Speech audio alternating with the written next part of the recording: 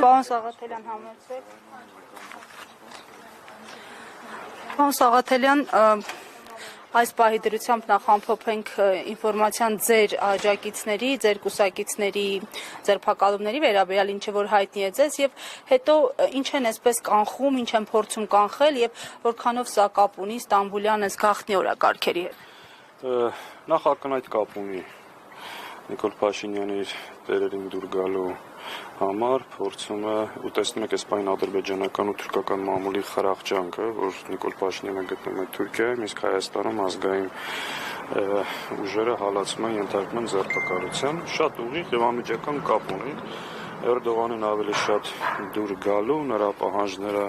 կատարելու ցանկությունը մեկ անգամ եւս փաստելու համար ու ամենևին պատահական չի, որ զուգահեռ քիչ առաջ հայտարարեց Էրդողանին պատրաստվում մայիսին հրավիրել Հայաստան, միաժամանակ այն ուժերը, ովքեր բնականաբար այլ տեսակետ ունեն եւ չեն համակերպվելու այս իրավիճակի հետ, համատարած ձերբակալություններ են իրականացնում։ Այս պահին ունենք երկու Այսինքն հիմիկվանից ձերբակալում են, որ մայիսին Էրդողանը։ Չէ, հիմիկվանից ձերբակալում են իրենց պլանը հայրենիքի հանձնման գործընթացը սահուն առաջ տանելու ուղղությամբ եւ դա կարծում եմ նորություն չի։ Այս պայն ունենք դաշնակցականներ մոտ 1 տասնյակ մեր անուններով ասեմ կամ քիչ հետո հրապարակենք Նոյեմբերյանի պատասխանատուն Հրազդանի Սպիտակի մեր ընկերները Աբովյանի Արմավիրից ունենք ու նաև Սրբազան պայքարի, հա? Տեսեք, այս պահին այն մարդիկ, ովքեր ակտիվ են եղել, տարբեր մեր աշխատանքների մեջ ներգրաված, հիմա այս ծավալ ինչքան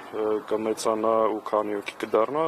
ընդհանուր թիվը չեմ կարող ասել։ Այս պահին ունենք հաստատված 2 տասնյակից ավել հենց հիմա նաև Սրբազան պայքարի մասնակիցների վերման ենթարկվածների թիվն ենք ուզում ճշտենք, նաև կան մարդիկ, ումից տեղեկություն չունենք, այսինքն վերջնական թիվ չեն կարող ասել։ Անհայտ ուղղությամբ, թե այնուամենայնիվ Վերման են ենթարկել տարբեր բաժիններ, օրինակ պայմանական վերման են ենթարկել Թալինից, այս Թալինի բաժինում չի գտնվում, ենթադրում են, որ այլ բաժին են տարել կամ ու նաև միաժամանակ բազմաթիվ մեր ընկերների, ընդդիմադիր գործիչների հրավիրել են քննչական կամ ոստիկանություն, քննչական գործողությունների համար։ Ոչ մի հիմք, ոչ մի պատճառաբանություն առնվազն չեն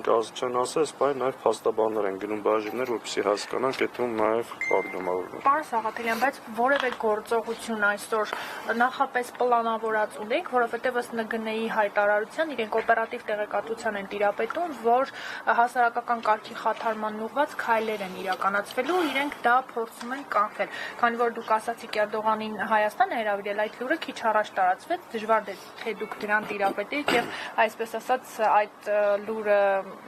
իմանալուն պես, ասենք Նիկոլ Փաշինյանի հետ վերադարձի կապակցությամբ ակցիա։ Գիտեք, եթե ոստիկանությունը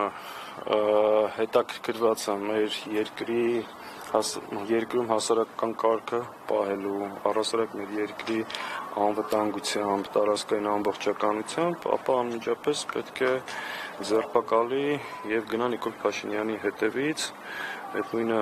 օրեր առաջ ասել եմ նաև դատախազությանը, եթե ինքը հետաքրքրված է Հայաստանի պետական շահերի պաշտպանությամբ, պետք է Նիկոլ Փաշինյանին առնվազն դավաճանություն կատարելու մեղադրանքով գործառույթի նման գործեր կամ բազմաթիվ անգամ դիմված եւ կալանավորի Նիկոլ Փաշինյանին։ Հետևաբար, եթե ոստիկանությունը, դատախազությունը, ազգային անվտանգությունը հետաքրքրված են մեր երկրի սահմանադրական կարգով եւ հասարակական կարգի պահպանմամբ, ապա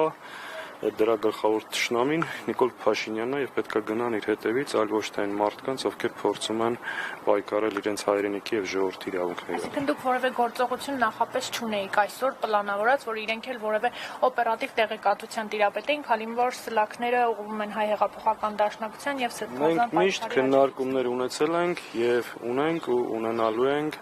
այս իշխանությունների դեմ տարբեր միջոցառումներ կազմակերպելու խաղաղանձնության բողոքներ եւ առհասարակ մենք միշտ ունեցել ենք եւ ունենք եւ դրա մեջ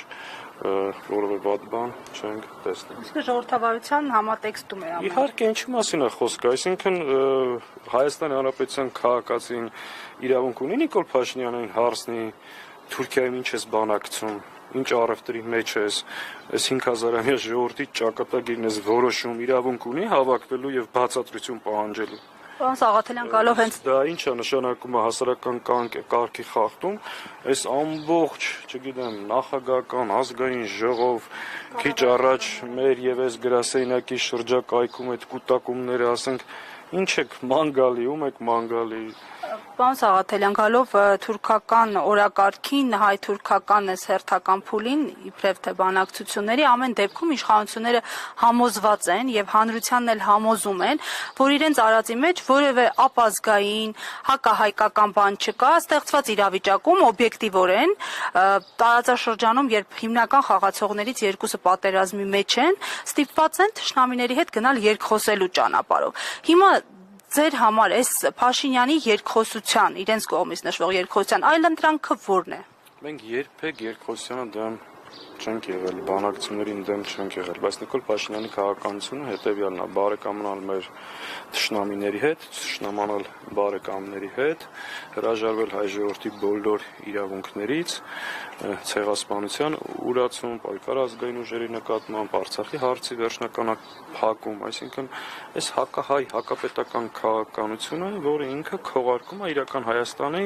երկխոսության տարածաշրջանում խաղաղություն հաստատելու շղարշի տակ, որ իրականության հետ կապ չունի։ Այսինքն ինչի մենք ենք սկսել պատերազմը, որ ինքը հայտարարում է, ես խոստանում եմ պատերազմ չի լինելու։